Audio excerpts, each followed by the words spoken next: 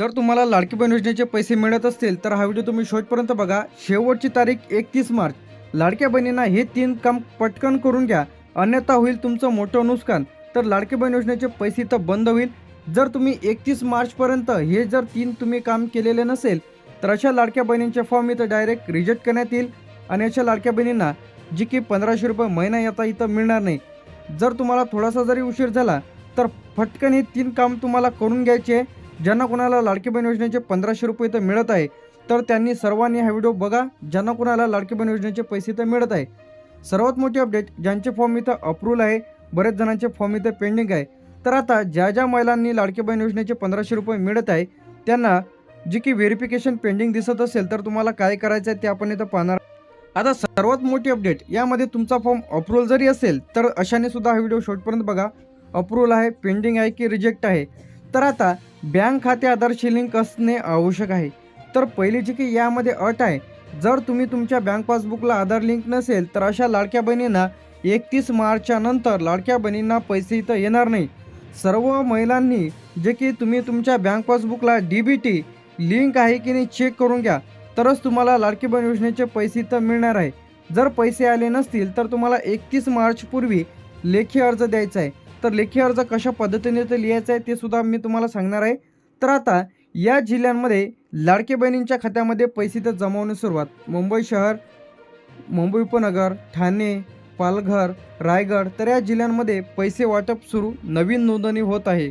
यानंतर जे ते आपलं रत्नागिरी, सिंधुदुर्ग, पुणे, सातारा, सांगली, कोल्हापूर, सोलापूर, नाशिक, अहमदनगर, धुळे, जळगाव, नंदुरबार, छत्रपती संभाजीनगर, जालना, बीड, धाराशिव, लातूर, नांदेड, परभणी, हिंगोली, नागपूर, वर्धा, चंद्रपूर, गडचिरोली, भंडारा, गोंदिया, अमरावती, अकोला, बुलढाणा, यवतमाळ, वाशिम, एकूण 36 जिल्ह्यांचा यामध्ये समावेश आहे।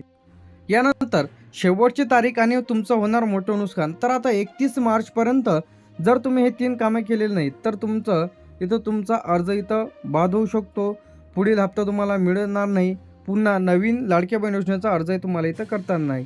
तर यामध्ये मोठी जी काही अपडेट इथं आलेली आहेत, तर सर्वप्रथम तुम्हाला 31 मार्चपर्यंत लाडक्या बहिणींना काय करायचं आहे, EKYC करायची आहे। जर तुम्ही लाडक्या बहिणींची EKYC केलेली नाही तर तुम्हाला लाडकी बहीण योजनेचा लाभ इथं मिळणार नाही। तर आता EKYC तुमची ओळख म्हणजे व्हेरीफाय, तर यामध्ये लाडक्या बहिणींनी तुम्ही तुमची EKYC करून घ्यायची आहे।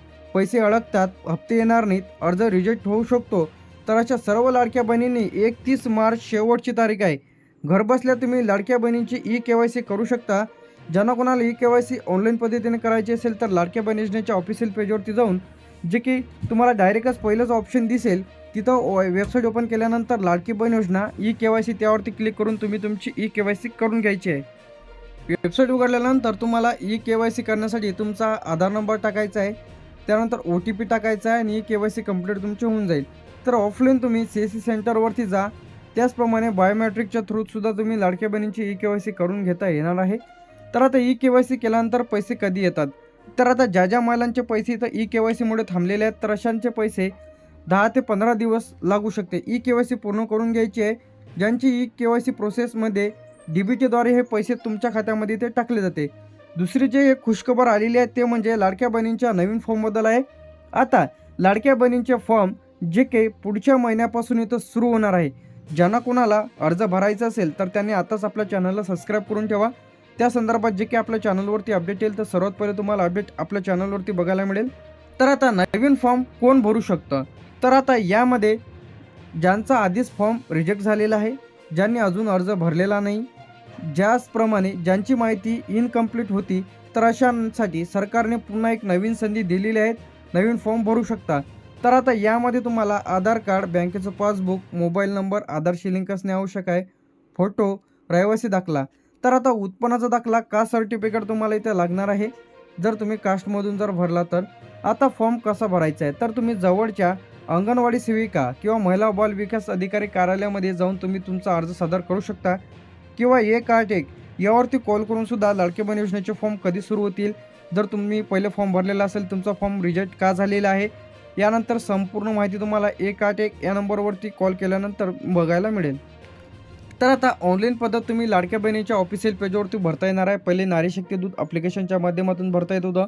ॲप्लिकेशन बंद पडली, त्यानंतर वेबसाईट सुरू झाली. त्यानंतर लाडक्या बहिणींसाठी जो काही हेल्पलाईन नंबर इथं जाहीर केलेला आहे, संपूर्ण माहिती तुम्ही लाडक्या बहिणींच्या 181 या हेल्पलाईन नंबरला कॉल करून संपूर्ण माहिती घेऊ शकता. ऑफलाईनसाठी अंगणवाडी सेविका, महिला बाल विकास कार्यालय. तर 31 मार्च शेवटची तारीख आहे. तरी सर्व लाडक्या बहिणींनी तुम्ही तुमच्या बँक पासबुकला आधार लिंक करून घ्यायचं आहे. लाडक्या बहिणींनी KYC करून घ्यायची आहे. बँक पासबुकची KYC वेगळी आहे, आधारची KYC वेगळी आहे. KYC करून घ्या. अर्जामध्ये काही त्रुटी असेल तर लेखी अर्ज लवकरात लवकर तुम्ही द्या. संपूर्ण डिटेलमध्ये व्हिडिओ आपल्या चॅनलवरती अपलोड केलेला आहे. ज्यांचे फॉर्म अप्रूव्हल आहे, KYC बरोबर आहे, आधार लिंक आहे, तर अशाने 31 मार्चपर्यंत पैसे तर येणारच आहे. परंतु 31 मार्चच्या नंतर ज्यांनी कोणी KYC केलेली नसेल, फॉर्म अप्रूव्हल नसेल, पेंडिंग असेल, आधार लिंक नसेल, तर अशा 3 कारणांमुळे तुम्हाला पैसे तर तुमचे बंद होऊ शकते. तर लगेच हे 3 काम तुम्ही 31 मार्चात करून घ्या.